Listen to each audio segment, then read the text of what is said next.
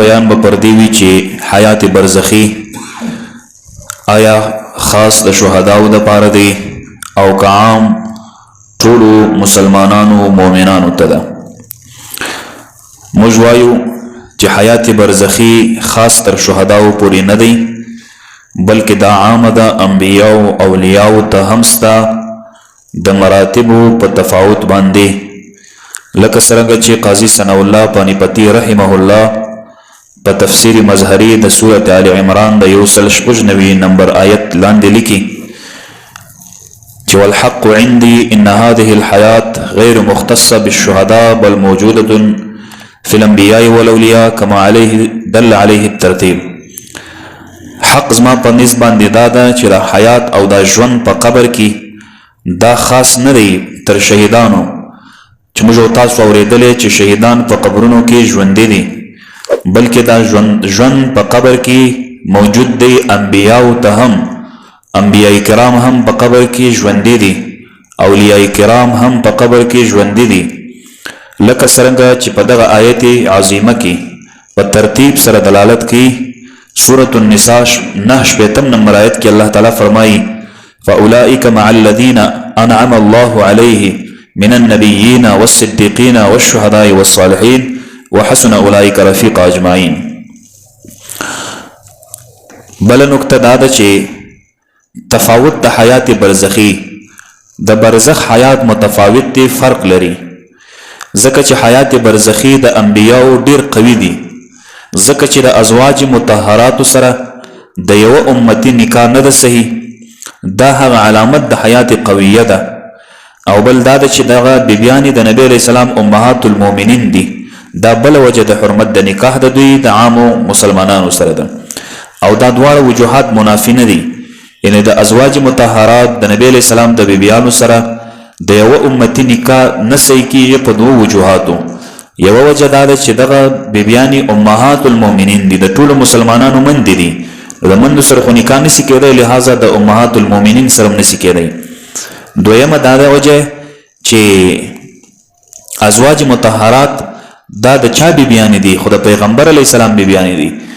نبی علیه السلام چې ژوندی وای او په حیاتو په دنیا کې موجودو د هغه د بیبیانو سره د چا نکاح صحیح وه خو نه ده صحیح نو په حیات برزخی کې رسول الله مبارک ژوندی دی په دغه حیات قویه سره نو ځکه نکاح نه صحیح کیږي او د دې دوه وجوهاتو په بنا باندې متنافات نسته ځکه چې حکم واحد ثابتیږي په دلایلو شتاو سره یو حکم هغه په ډیرو دلایلو سره هم ثابتېدلی شي. لکه څرنګه چې اوله وجه قاضي ثناء الله پانیپتی رحمه الله مظهری کې داسې ذکر کړی ده چې د اسراء حدیث بیان کړي. نبی علیہ السلام فرمایي چې د معراج په شپه زه اسراء په شپه وختم اسمانو ته بموسی فاذا هو يصلي في قبري چې هغه خپل په قبر کې دننه لمونځ کو ولاړو او لمونځ دا په جسد سره کیږي لکه څرنګه چې شیخ خلیل احمد سهارنپوري په خپل کتاب عقاید د علماء دیوبند کې ویلی ده. بیا حیات د شهداو دی دغه په ترتیب لکه څرنګه چې قرآن عظیم الشان کې راغلی تر دې پورې چې امام ترمذی رحمه الله یو حدیث ذکر کړی ده چې د قرآن عظیم الشان تلاوت د قبرونو څخه اوریدل سوي دي. د قرآن عظیم الشان تلاوت د ډیرو قبرونو څخه اوازونه راوتلي چې هغه په حیات برزخی سره ژوندی دی دا پر دې دلالت کوي. او دغه شانته علامه طحاوی رحمه الله په بزم جمشید کې د شاه عبدالرحیم رحمه الله واقعه ذکر کوي چې د شاه ولی الله رحمه الله پلار ده وروسته واقعه راځي. او بل د انبیاو په شان کې حدیث وارد ده حدیث ذکر ده رسول الله صلی الله علیه وسلم فرمایي ان الله حرم علی الارض اجساد الانبیاء ان تاکلها الله حرام کړی د پرمځکه باندې چې دوی دې د پیغمبرانو جسم وخوري. مځکه د پیغمبر جسم نسی خوړلی مځکه کې صلاحیت د دې نسته چې د پیغمبرانو جسم وخوري مځکه کې برداشت د دې نسته چې د پیغمبرانو هغه غوښې توی کې او ختمې کې. فنبی الله حی یرزق نبی علیہ السلام فرمایي چې د الله پیغمبر ژوندی دی د الله او پیغمبر ته رزق مقرر ده په قبر کې دننه د الله او پیغمبر ته رزق ورزي لکه موږ تاسو ته چې الله رزق راکوي سهار او بیګاه خروج شو پیغمبران هم خوراک او چاکي رزق الله ورته مقرر کوي په قبر کې نو رزق مړي ته مقرر دي که ژوندي ته. صلوا علی فإن صلاتکم تبلغنی حيث کنتم نبی علیہ السلام فرمایي چې ای امتیانو تاسو همیشه په ما باندې درود وایاست ځکه چې ستاسو درود ما ته رارسیږي چې هر ځای تاسو یاستئ. اوس دې خبرې ته راځو چې کرامت څه ته وایي، ځکه چې په دې کرامت مسله باندې بحث وکړو، وروسته تفریعات ورباندې راځي. کرامت مطلق په معنا سره د شرف ده پر غیر د ذوی العقول، هغه عام ده که بني آدم ته وي، هر بني آدم. لکه الله تعالی فرمایي په سورة الاسراء آیت نمبر 80 کې ولقد کرمنا بني آدم، موږ بني آدم ته، موږ انسانانو ته عزت ورکړی، موږ انسانانو ته شرف ورکړی دی، موږ انسانان پورته کړي دي، د هغوی کرامت مو زیات کړی پر غیر ذوی العقول باندې، پر هغه څیزونو باندې چې هغه عقل نه لري، پوهه نه لري. لکه انسان تر حیوان بهتر ده.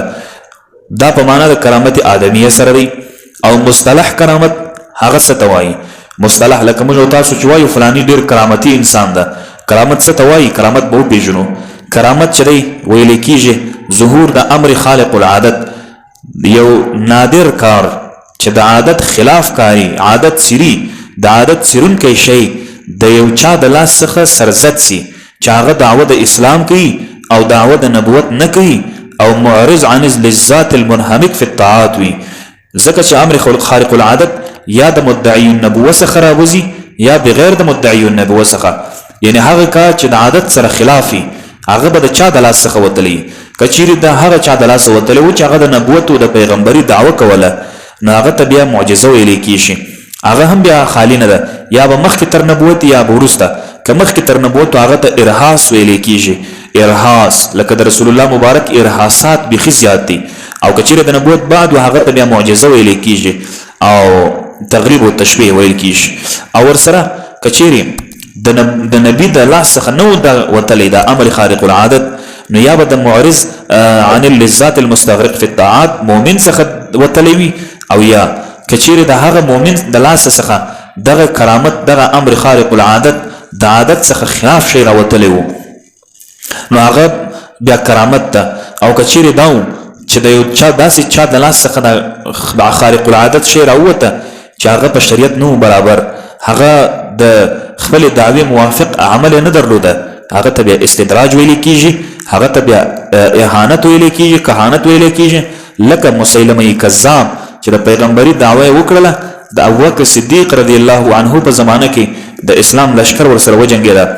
هغه به دا دعوه کوله چې د هر چا سترګې کږې وي، ما ته د راسې زه دم ورباندې کوم هغه سمیږي، او که د چا په بدن کې برګ مریضي وي را دې سې زه دم ورباندې کوم هغه سمیږي، او که د چا په سر پک وي، ویښتان نه لري، زه لاس ورباندې تېروم سمیږي. خو هغه دا ده چې د چا بشس ورسره، خو دا د استدراج ده، ولې دی خو کافرو، نو د کافر د لاسه خو هغه ته کرامت نه ویلی کېږي، دا خو استدراج ده. لکه د نننۍ زمانې جادوګران، نو جادوګران چې جادو کوي هغه به خامخا داسې یو شی درشي چې د عادت خلاف وي. لکه مثال په طور عادت خو دا ده چې واوره اور نه اخلي، خو دا اوس جادوګران چې پوکې واوره اور واخلي، دا خو د عادت خلاف سو. نو ته به هغه سړی ګورې، ته به دا نه کوې چې د هغه پسې روانې، بس دی نو دا خبر او دا کار یې وکړه، نو بس ته د هغه پسې روانې چې ولا دا خو نو بزرګ ده. دا اهانت هم کهانت هم کېدلی سي، دا استدراج هم کېدلی سي. او بل قسم هم شته چې هغه ته معونت وایي. معونت یو معجزه ده، یو کرامت دی، یو استدراج دی، یو کهانت دی، بل معونت دی. معونت دی ته وایي چې یو مؤمن د بل مؤمن د پاره دعا کوي، د پاره د سختی د ختمېدو، نو الله جل جلاله ورته د سختی لوړې ختموي ځینې. اوس په دې خبره چې ستاسو علم رالی، نو دا خبره یاده کړئ چې د اولیاء کرامت د حق دی. د اولیاء کرامت حق ده. شرع قائد کې راځي چې کرامات الاولیاء حق خلاف للمعتزله. د اولیاء کرامت چې د حق ده، معتزله د دې څخه اختلاف لري، معتزله نه مني، هغه کافر ډله ده. او هغه څوک چې د معتزله په طرف باندې روان وي، دغه په مثال باندې روان وي. اوس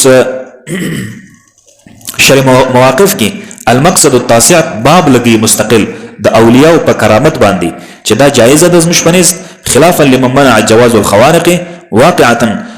بعض علما چې هغه نام نهاد دي او عقیده نه ده سمه، هغه بعضې د کفر فتوا ورباندې کوي، حتی کافر یې بولي، ځکه چې کرامت هغه ډېر ځایونو کې په قرآن عظیم الشان ثابت ده. نو د قرآن کریم د یو آیت څخه انکار کول کفر دی. نو کرامتونه د ډېرو نیکو او ښو اشخاصو په قرآن کریم ثابت ده. دغه شانته قرآن عظیم الشان کې لکه واقعه د بیبي مریم ده. بیبي مریم موږ تاسو خو په دې باندې پوه یو چې نبی او پیغمبر نارینه راتلی سي که زنانه؟ نارینه راتلی سي. زنانه پیغمبر تر اوسه نه ده راغلی، نه به راځي. او نارینه چې ده هغه پیغمبر کېدلی سي. نو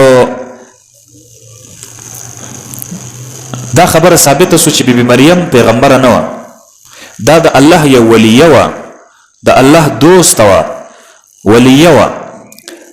نو د دې کرامت دا و چې بغیر د میړه څخه الله وده ته زوی ورکړي. زوی پیدا سو، میړه یې نه و. خو دا خارق العادت دی که نه دی؟ عادت داسې ده، عادت خو داسې ده چې زنانه و نارینه یو ځای سي بیا خو زوی پیدا کېږي. تر اوسه دا لیدلی ده چې نارینه دې نه وي، د زنانې د زوی پیدا سي. ځکه متهم کولی خو هم نسي، ځکه پاکه ښځه وه. نو مطلب دا دی چې دا کرامت و. رزق به ورته راتلی. رزق څنګه؟ موږ تاسو خو دومره نه به پوهېږو. کم کسان چې د میوو د فروټ کار کوي هغه په دې سر خلاصېږي. د ګرمي فروټ په یخني کې نه وي، د یخني بیا په ګرمي کې نه وي. ته نرسه ام پیدا که اوس چې په سټور کې نه وي، په فریج کې نه وي ایښی، تازه ام ته پیدا که نرسه نسي پیدا کېدی. ام وخت ولاړی ختم سو. اوس د یخني میوې موسم ده. خو د بیبي مریم سره د ګرمي او د یخني میوې ور پرتې وې. یعنې یخني به وه خو د ګرمي میوې به ورته پرتې وې، ګرمي به وه د یخني میوې به ورسره پرتې وې. دا خو کرامت ده که. او بل هغه درخته چې وچه وه، خرما وچه وه، لنده لنده خرماوې را شوه کېدلې ده ته. دا ټول ذکریا علیه السلام ته دا معجزه وه. او ارهاصات د عیسی علیه السلام، عیسی علیه السلام څومره خبرې کړي دي په مهد کې، په زانګو کې خبرې کړي دي. او دا خبره کړې ده چې زه د الله پیغمبر یم. ورسره د آصف ابن برخیه چې دا یو پیرانی و، پیری و، اسم اعظم یاد و، د سلیمان علیه السلام سره و. هغه د بلقیس تخت په یو د سترګو په رب باندې د ډېر لرې علاقې او مسافې څخه یې راونه رسوي. دا خو د کرامت او دا معجزه وه سلیمان علیه السلام ته. او واقعه د اصحاب کهف. اصحاب کهف څومره موده؟ تقریبا 300 کاله.